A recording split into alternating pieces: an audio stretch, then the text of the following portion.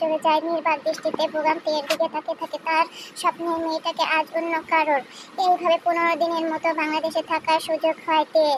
বোগামের আর খোঁজ পাওয়া যায়নি।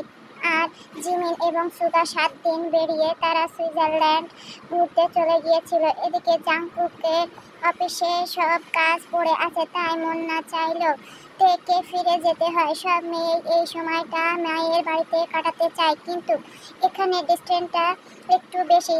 যাই হোক, বেড়ানো শেষ করে আবারও নিজের বাড়ি ফিরে যায়। তারা এইভাবে দিন কাটতে লাগে। দেখতে দেখতে 7 মাস পেরিয়ে যায়। তের ডেলিভারি হতে আর বেশি দিন বাকি নেই। জানো, জাংকুক, জিমিন আর সোগা নাকি আজকে এই দিনেই প্রথম রিলেশন শুরু হয়েছিল। এখনো তারা এই দিনটাকে মনে রেখেছে। তাই জিমিন সুগাকে সারপ্রাইজ দেওয়ার জন্য রাতে একটা পার্টির আয়োজন করেছে। কোথায় হবে? আরে ছাদে হবে, কারণ আমি বলে দিয়েছি বাইরে যেতে পারবো না, আমার শরীর ভালো না। আচ্ছা ঠিক আছে, আমি তাড়াতাড়ি বাড়ি ফিরবো। এই বলে সে তের কপালে আর পেটে চুমু দিয়ে অফিসে চলে যায়। আর সুগা এবং তার বাবাও তার সাথেই অফিসে যায়। রাতে সবাই বাড়ি ফিরলে সুগাকে জিমিন সহ বাকিরা সারপ্রাইজ দেয়। হায় আল্লাহ, আমার তো মনেই নেই।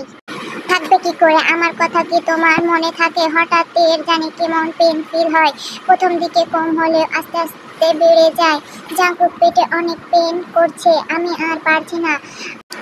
আর জাংকুক তাড়াতাড়ি করে তেকে হাসপাতালে নিয়ে যাওয়া হয়।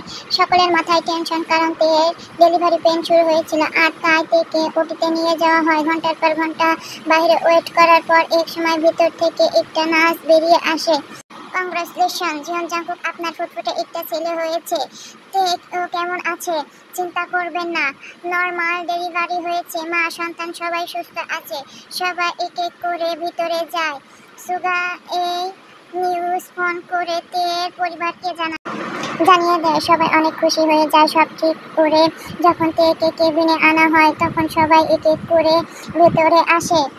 ছেলেটা দেখতে একদম তোমার মতন সুন্দর হয়েছে, একদম তোমার মতন স্বভাব পেয়েছে।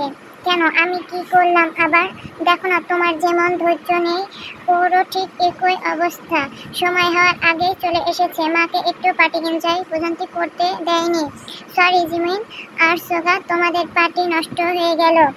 আরে কি যে বলো, এই বাচ্চাটার থেকে আর বড় এনজয় কি হতে পারে? যাই হোক, ও কিন্তু অনেক কিউট। ইস, আমার তো ওকে ছেড়ে যেতে ইচ্ছা করছে না।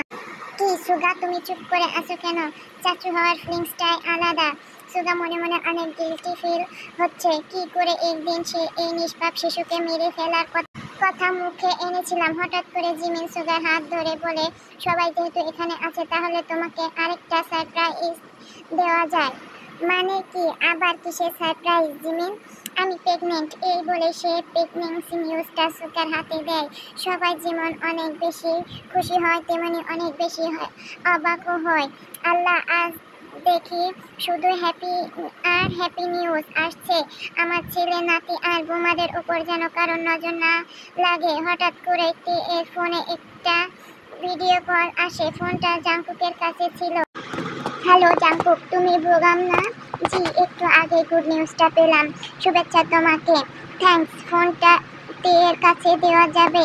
জাংকুক ফোনটা তের কাছে দিতেই বোগাম তাকে বলে, তুমি এইভাবে সব সময় সুখী হও। আর একটা খবর দেওয়ার আছে তোমাকে। আমার সামনের সপ্তাহে বিয়েতে তুমি থাকলে অনেক খুশি হতাম, কিন্তু আমি জানি তোমার শরীরের কন্ডিশন এখন ভালো নেই। শুনে অনেক খুশি হলাম তুমি বিয়ে করছো। কারোর জন্য কারো জীবনকে থামিয়ে রাখা উচিত নয়। আর আমার ছেলের জন্য দোয়া করবে। তে এর কথা বলা শেষ হয়ে গেল। জাংকুক সবার সামনে তেকে বলে, আজ আমাদের জীবন পরিপূর্ণতা লাভ করেছে। ঘর আলো করে ছেলে এসেছে। এখন মনে হচ্ছে জীবনে আর কোনো কিছুই চাওয়া পাওয়ার নেই, সব পেয়ে গিয়েছি আমি। জীবনের শেষ মুহূর্ত পর্যন্ত আমি তোমাদের দুজনের পাশে সব সময় থাকবো। এই বলে সে তে আর নিজের ছেলের কপালে চুমু দেয়। সবাই এতে অনেক খুশি হয়। এইভাবে সেই দিনের প্রতিশোধের ভালোবাসাটা আজ এর জীবনের সবচেয়ে গুরুত্বপূর্ণ মানুষের তালিকায় অন্যতম হয়ে দাঁড়িয়েছে। এইভাবে তারা নিজেদের জীবনের গল্প চালিয়ে যাবে। তেকুকে তাদের ছেলে সুন্দর একটা নাম রেখেছে। একদিন জিমিন আর সুগার ঘরে কোনো এক অতিথি আসবে, কারণ লাইফ থেমে থাকে না। হয়তো এইভাবে তাদের সকলের ভালোবাসা দিন দিন বৃদ্ধি পাবে। এত ঝামেলার পরেও যে তারা দুজন এক হতে পেরেছে সেইটাই অনেক। কথায় আছে না, কাউকে মন থেকে চাইলে তাকে একদিন না একদিন ঠিকই পাওয়া যায়। যদিও ভাগ্যটা অনেক বেশি গুরুত্বপূর্ণ। যাই হোক, এইভাবে দেবকের ভালোবাসা পূর্ণতা পাবে প্রতিটি স্টোরিতে। স্টোরিটা ভালো লাগলে অবশ্যই লাইক করো, কমেন্ট করো, শেয়ার করো। জানি এই স্টোরিটায় সবার মনে প্রশ্ন ছিল, শেষ পর্যন্ত দেবকের ভালোবাসা পূর্ণতা পাবে কিনা। তা দেবকের ভালোবাসা সবকটা স্টোরিতেই পূর্ণ পাবে। আল্লাহ হাফেজ, বাই বাই।